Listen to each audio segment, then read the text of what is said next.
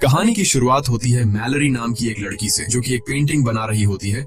Malory pregnant है और कुछ ही दिन बाद उसका बच्चा पैदा होने वाला है। तभी उसकी बहन जेसिका आती है और मैलरी से कहती है कि तुमने टीवी पर न्यूज देखा है, न्यूज में कुछ अजीब सी खबरें दिखाई जा रही हैं। मैलरी जब न्यूज देखती है तो उसे पता चलता है कि रशिया में एक ऐसी बीमारी फैल गई है जिसमें इंसान अपने दिमाग पर कंट्रोल खो देता है और यह बीमारी उस इन्फेक्टेड इंसान को खुद की जान लेने पर मजबूर कर देती है। रिपोर्टर बताता है कि अब तक पूरी तरह से किसी को भी पता नहीं है कि यह एक बीमारी है या फिर कोई वायरस। बस अचानक किसी चीज को देखकर लोग अपने आप पे कंट्रोल खोकर बेरहमी से अपनी जान ले लेते हैं। न्यूज में बताया जाता है कि यह बीमारी लाखों लोगों में फैल गई है और अब यह बीमारी रशिया से दूसरी कंट्रीज में भी फैल रही है। लेकिन मैलरी इस न्यूज को इग्नोर करके जेसिका के साथ अपनी प्रेगनेंसी चेकअप के लिए हॉस्पिटल चली जाती है। वहाँ डॉक्टर उसे खुशखबरी देती है कि बच्चा बिल्कुल ठीक है और जल्द ही वो माँ बनने वाली है। ये सुनकर मैलरी खुश हो जाती है और वापस घर लौटने लगती है। लेकिन हॉस्पिटल से निकलते वक्त मैलरी की नजर एक लड़की पर पड़ती है जो अपने सिर को जोर जोर से सामने के शीशे से मार रही होती है। ये देखकर मैलरी घबरा जाती है और जल्दी जाकर जेसिका के साथ कार में बैठ जाती है। मैलरी जेसिका से कहती है कि जल्दी चलो, मुझे लगता है कि रशिया का वो खतरनाक वायरस यहाँ भी पहुँच चुका है। बाहर सड़कों पर लोगों में हलचल मच चुकी थी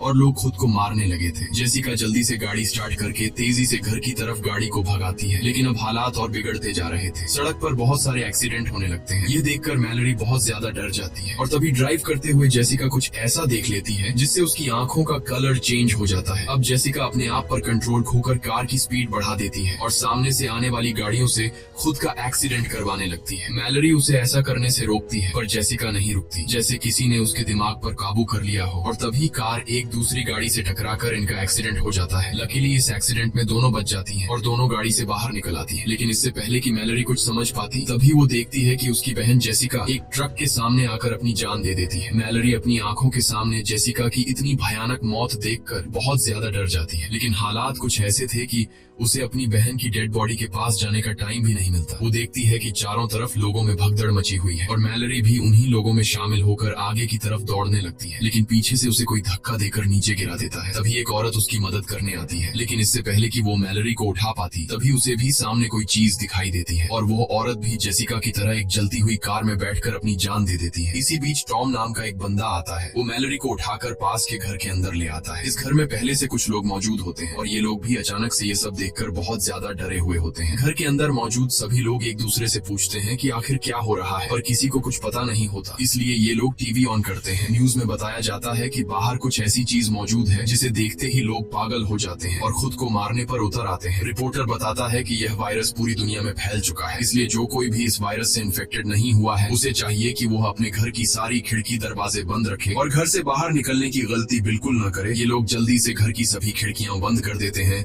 और साथ ही साथ खिड़कियों के शीशे भी पेपर से ढक देते हैं ताकि बाहर मौजूद उस राक्षस की नजर अंदर इन पर न पड़ सके। इसी तरह से 3 दिन बीत जाते हैं, लेकिन अभी तक किसी को समझ नहीं आता कि यह सब क्या हो रहा है। ये सभी लोग घर में परेशान बैठे होते हैं। तभी बाहर से दरवाजे पर नॉक होता है। एक लड़की जो रो रो कर इनसे रिक्वेस्ट करती है कि प्लीज दरवाजा खोलो। टॉम उस लड़की के लिए दरवाजा खोलने जाता है, पर डगलस उसे दरवाजा खोलने से मना करता है क्योंकि उसे डर था कि कहीं यह लड़की इन्फेक्टेड न हो। लेकिन यहाँ मैलरी डगलस पर बंदूक तान देती है और टॉम को उस लड़की के लिए दरवाजा खोलने को कहती है। टॉम उसके लिए दरवाजा खोल देता है और वो लड़की अंदर आ जाती है। उस लड़की का नाम ओलिम्पिया है और ओलिम्पिया भी प्रेग्नेंट थी। ओलिम्पिया से जब पूछा जाता है कि तुम अपनी आंखों पर पट्टी लगाकर यहाँ तक कैसे पहुँची, तब ओलिम्पिया बताती है कि उसका खाना खत्म हो गया था, इसीलिए वो एक एक करके हर एक घर का दरवाजा नॉक करते हुए यहाँ तक पहुँच गई। ये सुनकर डगलस कहता है कि हम सबका भी भूख से बुरा हाल हो गया है क्योंकि ये लोग भी पिछले 7 दिनों से इसी घर में फंसे हुए हैं। इसलिए ये लोग सोचते हैं कि बाहर से खाना कैसे लाया जाए। हालांकि घर से कुछ ही दूर एक सुपरमार्केट है, लेकिन वहाँ तक बिना देखे पहुँचना एक बड़ा चैलेंज था। तब इस घर का मालिक कहता है कि घर के बाहर सीसीटीवी कैमरास लगे हुए हैं। अगर हम सीसीटीवी कैमरा के जरिए उन मॉन्स्टर्स का लोकेशन पता लगा लें तो हम उन मॉन्स्टर्स से छिपकर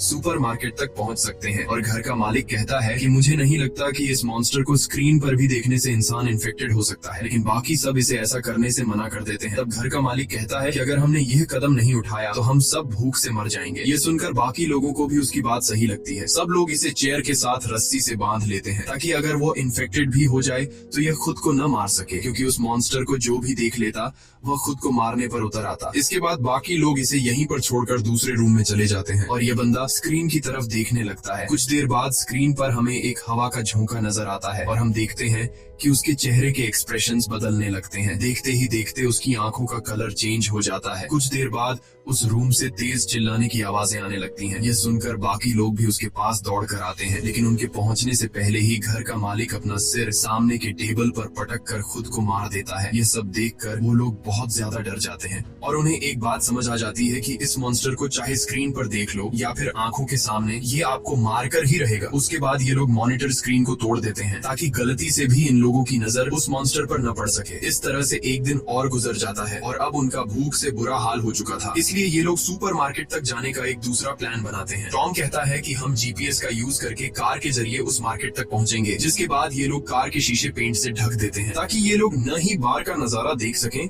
और न ही बाहर से कोई उन्हें अंदर देख सके। जिसके बाद 5 लोग जीपीएस की मदद से गाड़ी लेकर बाहर निकलते हैं और धीरे धीरे बिना आगे की सड़क नजर आए जीपीएस की मदद से आगे बढ़ते हैं। यहाँ हम देखते हैं कि पूरा शहर वीरान हो चुका है। चारों तरफ सड़क लाशों से भरी पड़ी है। कुछ दूर आगे जाने के बाद कार तेजी से वाइब्रेट करने लगती है। कार के सेंसर से पता चलता है कि कार को चारों तरफ से उन मॉन्स्टर्स ने घेर लिया है, लेकिन टॉम हार नहीं मानता और गाड़ी को आगे बढ़ाता है और जैसे तैसे करके ये लोग स्टोर तक पहुँच जाते हैं, जहाँ पर ये लोग अपनी आंखों पर पट्टी बांधकर कार से उतरते हैं और स्टोर के अंदर पहुंच जाते हैं। अंदर आकर ये लोग सबसे पहले खिड़की दरवाजे बंद करते हैं और फिर ये लोग अपनी आंखों से पट्टियां उतार देते हैं। स्टोर में खाने पीने और जरूरत की तमाम चीजें मौजूद थीं, जिसे देखकर वे सभी बहुत खुश होते हैं और हर एक बंदा जितना हो सके उतना राशन इकट्ठा कर लेता है। यहाँ हम मैलरी और टॉम को देखते हैं जो एक दूसरे से बातें कर रहे होते हैं। टॉम एक अच्छा इंसान था और टॉम ने मैलरी की जान भी बचाई थी। उनकी बातों से हमें पता चलता है कि ये एक दूसरे को पसंद करने लगे हैं।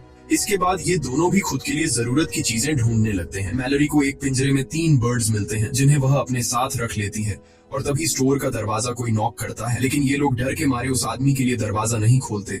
तब वह आदमी रो रो कर रिक्वेस्ट करता है कि प्लीज दरवाजा खोल दो। अब इन लोगों को उस आदमी पर तरस भी आता है और उन्हें डर भी था कि कहीं ये आदमी इन्फेक्टेड ना हो, इसलिए ये लोग पहले से उस आदमी के लिए दरवाजे पर तैयार खड़े हो जाते हैं ताकि उन्हें अगर उस आदमी पर जरा सा भी शक हो कि यह इन्फेक्टेड है तो उसे मार देंगे। ये लोग जैसे ही उसके लिए दरवाजा खोलते हैं, वह आदमी जबरदस्ती घुसने लगता है और कहता है कि ये मॉन्स्टर्स बहुत ही खूबसूरत हैं, तुम सभी को इसे देखना चाहिए। यह सुनकर ये लोग समझ जाते हैं कि यह आदमी भी इन्फेक्टेड है। अब उनके पास उस आदमी को बाहर निकालने का कोई रास्ता नहीं था, इसलिए चार्ली सबको बचाने के लिए उस आदमी को जोर से धक्का देकर बाहर धकेल देता है और खुद भी उसके साथ बाहर चला जाता है। बाहर वह बंदा चार्ली को बुरी तरह से मार देता है और चार्ली ने अपने साथियों की जान बचाने के लिए अपनी जान दे दी। यहाँ मैलरी नोट करती है कि जब वो मॉन्स्टर्स करीब हों तो बर्ड्स शोर करने लगते हैं और अब ये बर्ड्स उनके लिए एक बड़ा सहारा बनेंगे। उसके बाद बाकी बचे 4 लोग राशन लेकर वापस लौट आते हैं और उन सबको चार्ली की मौत का बहुत दुख था। अब रात हो जाती है और हम देखते हैं कि सभी लोग अपने अपने रूम में चले गए हैं और तभी बाहर दरवाजे पर कोई नॉक करता है। ओलिम्पिया को जब पता चलता है कि बाहर दरवाजे पर कोई है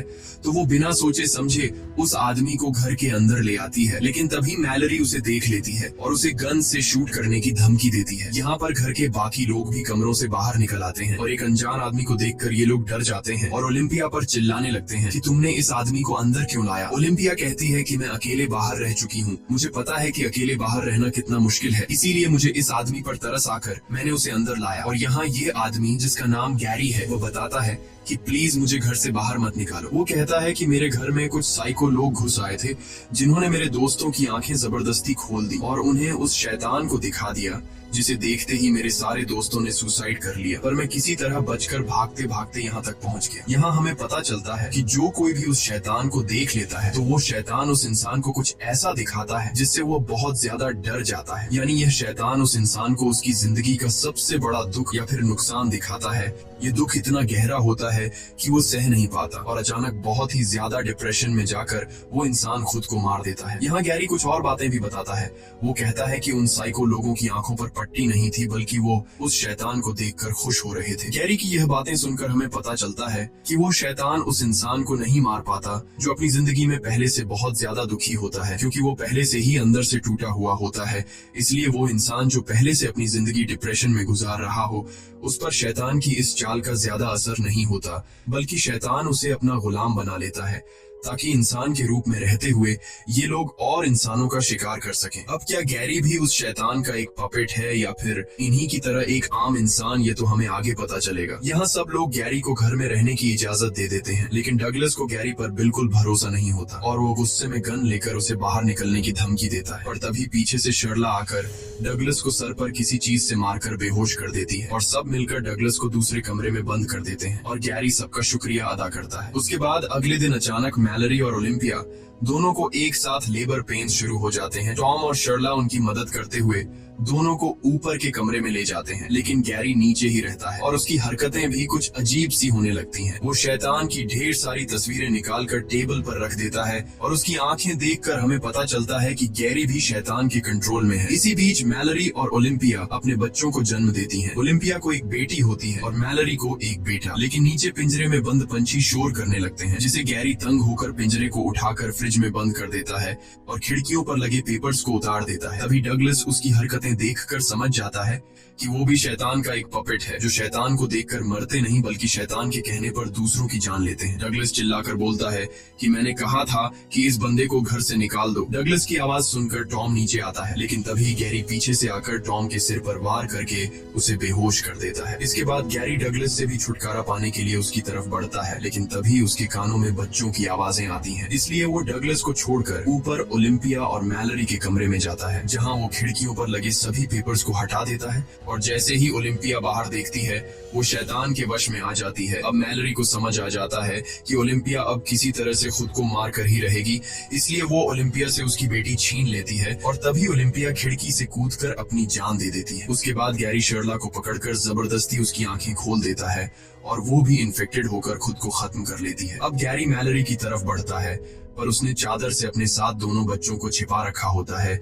इसलिए अभी तक वो ठीक रहती है। पर गैरी उसे चादर छीनकर बाहर देखने के लिए उकसाने लगता है, लेकिन तभी वहाँ डगलस बंदूक लेकर पहुँचता है और अपनी आंखें बंद करके गैरी को शूट करने की कोशिश करता है। पर गैरी को पता होता है कि डगलस को नजर नहीं आ रहा, इसलिए वो मौके का फायदा उठाते हुए दौड़कर डगलस को अपने साथ ऊपर के फ्लोर से नीचे ग्राउंड फ्लोर पर गिरा देता है। गैरी डगलस को सीजर से मार देता है, ये कहते हुए कि तुम उस शैतान की खूबसूरती को नहीं देख पाओगे। इसी बीच टॉम को होश आता है और किसी तरह शॉट गन उठाकर गैरी को मारकर खत्म कर देता है। उसके बाद टॉम ऊपर जाकर मैलरी और बच्चों को शांत करता है। अब सिर्फ टॉम, मैलरी और 2 बच्चे जिंदा बचे थे। इसके बाद 5 साल के बाद का सीन दिखाया जाता है, जहां मैलरी और टॉम अब रिलेशनशिप में हैं और बच्चे भी बड़े हो चुके हैं, लेकिन खतरा अभी तक टला नहीं। बाहर अभी भी शैतान के कंट्रोल में लोग घूम रहे थे और वो नॉर्मल इंसानों को पकड़कर मार डालते थे। ये लोग पिछले 5 सालों से इसी तरह से चुपचाप जिंदगी गुजार रहे हैं। मैलरी ने बच्चों को इस मुश्किल स्थिति में सरवाइव करने के सभी तरीके सिखा दिए थे। यहाँ आप लोगों को भी पता चल चुका होगा कि जो लड़का है वो मैलरी का अपना बेटा है, लेकिन ये लड़की मैलरी की बेटी नहीं, बल्कि ये लड़की ओलिम्पिया की बेटी है, जो मरने से पहले ओलिम्पिया ने मैलरी के हवाले कर दी थी। एक दिन रेडियो से आवाज आती है जिसमें रिक नाम का एक आदमी बताता है कि हम जहाँ पर हैं ये जगह पूरी तरह से सेफ है। यहाँ पर हमारी एक कॉलोनी है, इस कॉलोनी में खाने पीने और जरूरत की तमाम फैसिलिटीज मौजूद हैं। वो आदमी बताता है कि अगर तुम लोग यहाँ आना चाहते हो तो नदी के बहाव के साथ आओ। जब नदी का बहाव सबसे तेज होगा तो वहीं पास के जंगल के बीच हमारी कॉलोनी मिल जाएगी। वहाँ बहुत सारे बर्ड्स हैं जिनकी आवाज सुनकर तुम हमें ढूंढ सकते हो। और हाँ, नदी के बहाव के साथ यहाँ आने में तुम्हें 2 दिन लगेंगे। टॉम उस आदमी पर भरोसा करके वहाँ जाना चाहता था, पर मैलरी वहाँ जाने से मना करती है। वो कहती है शायद ऐसा भी हो सकता है कि वो इंसान इन्फेक्टेड हो जो हमें यहाँ से निकाल कर मार देना चाहता हो। रात को टॉम मैलरी को समझाता है कि अगर हमें जिंदा रहना है तो वहाँ जाना ही पड़ेगा। आखिर कब तक हम लोग यहाँ इस तरह से ब्लाइंड जिंदगी गुजारेंगे। अगले दिन जब ये लोग सामान लेने बाहर जाते हैं तभी कुछ साइको लोग उन पर हमला करने पहुँच जाते हैं। टॉम मैलरी और बच्चों को समझाता है कि यही वक्त है यहाँ से निकलने का। मैं उन लोगों को बातों में उलझाता हूँ, तुम लोग चुपके से पीछे के रास्ते से यहाँ से निकल जाना और नदी से होते हुए रेडियो पर बताई गई जगह पर पहुँच जाना। लेकिन मैलरी टॉम को इस तरह से अकेले नहीं छोड़ना चाहती थी। तब टॉम कहता है कि हमें जिंदा रहने के लिए किसी एक को तो अपनी जान देनी पड़ेगी। इसके बाद टॉम मैलरी और बच्चों को पीछे के रास्ते से निकाल देता है और खुद अपनी आंखों पर पट्टी बांधकर शॉटगन लेकर उन साइको लोगों के सामने आता है। वे लोग टॉम को पट्टी हटाने के लिए कहते हैं, लेकिन टॉम उन्हें बातों में उलझाने की कोशिश करता है ताकि मैलरी बच्चों को लेकर यहाँ से निकल सके। पर तभी वे लोग मैलरी को जाते हुए देख लेते हैं। अब इससे पहले कि वे लोग मैलरी को पकड़ने के लिए उसके पीछे जाते, तभी टॉम गोलियां चलाकर 2 लोगों को मार देता है। इस दौरान वो खुद भी घायल हो जाता है और अब बिना देखे बाकियों को खत्म करना उसके लिए मुश्किल हो रहा था, इसलिए वो अपनी आंखों से पट्टी हटा देता है और वहाँ पर मौजूद 2 और लोगों को भी मार देता है। अब सिर्फ एक ही साइको इंसान बचता है, और जब टॉम उस आखिरी बचे हुए साइको इंसान को मारने जाता है तभी वो शैतान भी वहाँ पर पहुँच जाता है और वो शैतान टॉम को अपने वश में करने लगता है। लेकिन पूरी तरह से वश में आने से पहले टॉम उस आखिरी बचे आदमी को भी मार देता है और फिर उसी गन से खुद भी अपनी जान ले लेता है। वहीं मैलोरी गोली की आवाज सुनकर समझ जाती है कि टॉम अब मर चुका है। वो बहुत ज्यादा रोती है क्योंकि इस मुश्किल वक्त में टॉम ही उसका सहारा था। जिसके बाद वो रेडियो पर बताए हुए ठिकाने पर जाने की तैयारी करने लगती है। वो बच्चों को समझाती है कि यह सफर बहुत मुश्किल होगा, लेकिन हमें जिंदा रहने के लिए वहाँ पर जाना ही होगा। और एक बात ध्यान से सुनो, चाहे जो भी हो जाए, तुम दोनों को अपनी आंखों से पट्टी नहीं उतारनी है, वरना तुम दोनों मारे जाओगे। इसके बाद मैलोरी खुद के और अपने बच्चों की आंखों पर पट्टी बांधकर नदी की तरफ निकल पड़ती है और रस्सी का सहारा लेते हुए नदी तक पहुंच जाती है, जहां ये लोग एक बोट में बैठकर नदी के बहाव के साथ आगे बढ़ने लगते हैं। मैलोरी अपने साथ पिंजरे में बंद उन बर्ड्स को भी रखती है। कुछ घंटों के सफर के बाद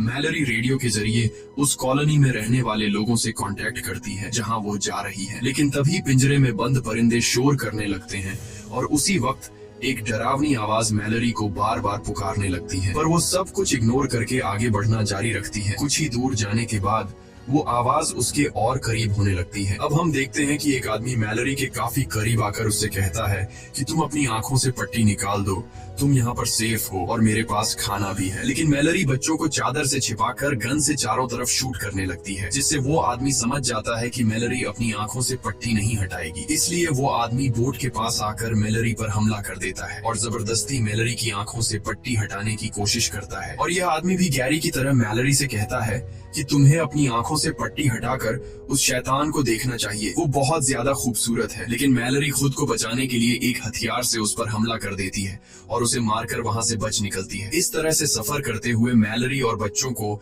24 घंटे गुजर चुके थे और ये लोग बहुत ज्यादा थक जाते हैं। तभी अचानक बोट एक ट्रक से टकराती है, जिससे उसका बेटा और खाने पीने का सामान पानी में गिर जाता है। अब मैलोरी अपने बेटे को तो पानी में डूबने से बचा लेती है, लेकिन इनके पास जो खाने पीने की चीजें थीं, वो नदी में बह जाती हैं। ये देखकर मैलोरी बहुत ज्यादा परेशान हो जाती है, क्योंकि अगर उन्हें खाने पीने की चीजें नहीं मिली तो वो भूख से मर जाएंगे। इसलिए मैलोरी खाना ढूंढने के लिए बोट को नदी के किनारे लगाती है और बच्चों से कहती है, चाहे कुछ भी हो जाए तुम दोनों बोट पर ही रहना और अपनी आंखों से पट्टी बिल्कुल भी मत निकालना। इसके बाद वो बोट से एक रस्सी बांधकर खाने पीने की चीजें ढूंढते हुए जंगल के बीच एक घर में पहुंचती है और वहां उसे कुछ खाने पीने की चीजें मिल भी जाती हैं। लेकिन सामान लेकर जब वो वापस लौटने वाली होती है तभी वो शैतान उसके पीछे पड़ जाते हैं और मैलोरी को इंसानों की आवाज में बुलाने लगते हैं। मैलोरी गोलियां चलाते हुए तेजी से वहां से भागती है। गोलियों की आवाज सुनकर ओलिम्पिया की बेटी खुद को रस्सी से बांधकर बोट से उतरती है और मैलोरी को ढूंढने के चक्कर में सीधे उस शैतान के पास चली जाती है। लेकिन तभी मैलोरी उसे खींचकर वापस ले आती है और गुस्से में उसे डांटती है कि मैंने तुमसे कहा भी था कि बोट से मत उतरना। इसके बाद ये तीनों फिर से अपना सफर जारी रखते हैं और अब मैलोरी और बच्चे 42 घंटे से लगातार सफर पर हैं। मैलोरी बच्चों को समझाती है कि अब नदी में एक ढलान आने वाला है, जिससे पानी का बहाव बहुत तेज हो जाएगा, इसलिए बोट को मजबूती से पकड़ कर रखना। थोड़ी ही दूर आगे जाने के बाद नदी का बहाव तेज होने लगता है। ये लोग मजबूती से बोट को कसकर पकड़ लेते हैं, लेकिन यह रास्ता बहुत ही ज्यादा खतरनाक था। तभी अचानक उनकी बोट पलट जाती है और तीनों पानी में गिर जाते हैं और ये तीनों पानी में बहते रहते हैं। अब मैलोरी अपने बेटे को तो पानी में पकड़ लेती है, लेकिन ओलिम्पिया की बेटी को जमीन मिल जाती है और वो मैलोरी को पुकारने लगती है। लड़की की आवाज सुनकर मैलोरी उसे भी ढूंढ लेती है। इस तरह से उन्होंने अपने सफर का सबसे मुश्किल रास्ता तय कर लिया था और अब उनकी मंजिल काफी करीब थी। ये लोग जंगल में आगे बढ़ते हैं और तभी उन्हें परिंदों की आवाज भी सुनाई देती है, जिस तरह से उन्हें रेडियो में कहा गया था। ये लोग परिंदों की आवाज का पीछा करते हुए उसी डायरेक्शन में जाते हैं, लेकिन तभी वो शैतान भी वहां पहुंच जाता है और उनका पीछा करने लगता है। वो शैतान उन्हें अपनी आंखों से पट्टी हटाने के लिए बहकाने की कोशिश करता है, लेकिन मैलोरी बच्चों से कहती है कि आवाज पर ध्यान मत दो और आगे बढ़ते रहो। आगे बढ़ते दौरान अचानक मैलोरी नीचे गड्ढे में गिर जाती है और बेहोश हो जाती है। बच्चे भी परेशान हो जाते हैं कि मैलोरी कहाँ गई। वे लोग मैलोरी को यहाँ वहाँ ढूंढने लगते हैं और मौके का फायदा उठाते हुए वो शैतान मैलोरी की आवाज में बच्चों से पट्टी उतारने को कहता है। ना समझ बच्चे शैतान को मैलोरी समझकर अपनी आंखों से पट्टी उतारने लगते हैं, पर तभी सही समय पर मैलोरी होश में आ जाती है और जोर से चिल्लाकर बच्चों को पट्टी उतारने से रोक लेती है और उनकी आवाज को फॉलो करते हुए बच्चों के पास आ जाती है। इसके बाद मैलोरी उन्हें लेकर बर्ड्स की आवाज सुनते हुए भागना शुरू करती है, क्योंकि इस बीच वो शैतान बिल्कुल उनके पीछे पड़ा हुआ था और हर एक संभव कोशिश करके इन लोगों को कॉलोनी में एंटर होने से रोकने की कोशिश कर रहा था, पर ये लोग शैतान को इग्नोर करके फाइनली उस जगह तक पहुंच जाते हैं और मैलरी जल्दी दरवाजा खोलने के लिए इन लोगों से रिक्वेस्ट करती है। वो लोग उन्हें अंदर ले आते हैं और सबसे पहले उनकी आंखें चेक करके कंफर्म किया जाता है कि वो इन्फेक्टेड हैं या नहीं। जब उन्हें पता चलता है कि ये तीनों इन्फेक्टेड नहीं हैं, तो वो लोग उन तीनों को कॉलोनी के अंदर ले आते हैं। मैलरी अपनी पट्टी हटाकर देखती है कि ये एक ब्लाइंड स्कूल है जहाँ ज्यादातर लोग देख नहीं सकते और इसलिए वो शैतान उनका कुछ नहीं बिगाड़ सकता। यहाँ मैलरी की मुलाकात रिक नाम के एक बंदे से होती है। ये असल में वही बंदा है जिसने रेडियो के जरिए मैलरी और टॉम को इस जगह का लोकेशन दिया था। यहाँ बहुत सारे बर्ड्स भी पाले जाते हैं ताकि खतरे की वार्निंग उन्हें मिलती रहे। मैलरी भी पिंजरे में बंद उन परिंदों को आजाद कर देती है। इसी के साथ ये कहानी खत्म हो जाती है। अगर आपको वीडियो अच्छी लगी हो तो हमारे चैनल को सब्सक्राइब और वीडियो को लाइक जरूर कीजिएगा। और अगर आपको इस मूवी का सेकंड पार्ट देखना है तो कमेंट में पार्ट 2 लिखें। कमेंट में